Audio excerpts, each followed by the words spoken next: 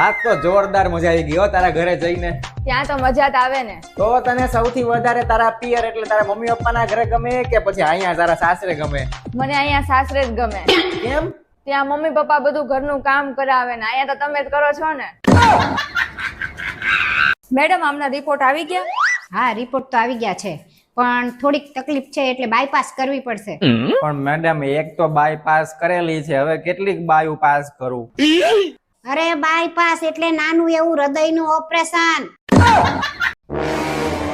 Mummy એકેય કામ તમે હરખી રીતના નથી કરી શકતા? કેમ, શું થયું? કાલે ગેસ નો સિલિન્ડર તમે જ લગાડ્યો હતો ને? હા, મેં જ લગાડ્યો તો શું થયું? કાલથી આજ સુધી મેં 2 વાર શાક બનાવ્યું, બળી ગયું 2 વાર. શાક બનાવતા આવડતું નથી ને, મારો વાંક કાઢે? મમ્મી એક વાત પૂછું? હા, પૂછ ને. આ અમારા લગ્ન પછી બધા મને જોવા આવ્યા ત્યારે બધાએ મને ગિફ્ટ આપ્યું હતું, તો તમે કેમ નો આપ્યું? ગિફ્ટ તો મેં લઈને જ રાખી હતી. તો આપી કેમ નહીં? તારું મોઢું જોયા પછી દેવાનું મન જ ન થયું. હે મમ્મી, તમે શું વિચારો છો? જીવવું કે મરી જાવ એમ વિચારું છું. કેમ એવું વિચારો છો અચાનક? કાલે હું વીમા ઓફિસે ગઈ હતી ને તો ઈ લોકોએ મને જીવવા કરતા મરવાના ફાયદા વધારે બતાવ્યા. એક દી હું એપલ થી મોટી કંપની ખોલી. હે, તો ઈ કંપનીનું નામ શું રાખીશ? તરબૂચ.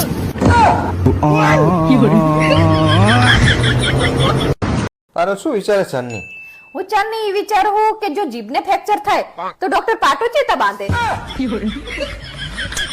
કોણ?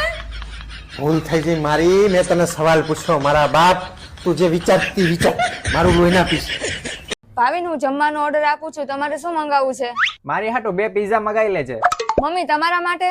મારા માટે બટેટાના ગાંઠિયા મગાવજે. બટેટાના ગાંઠિયા? અરે મમ્મી ઓલું ફ્રેન્ચ ફ્રાઈઝ કે છે.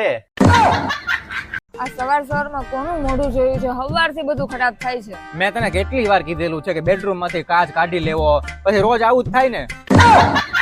હે, તમને એવું નથી લાગતું કે ગયા જન્મમાં આપણે પતિ પત્ની હશું? હોય જ નહીં ને. કેમ એમ? અરે ઉપરા ઉપરી થોડી 2 જન્મ સુધી સજા આપે ભગવાન.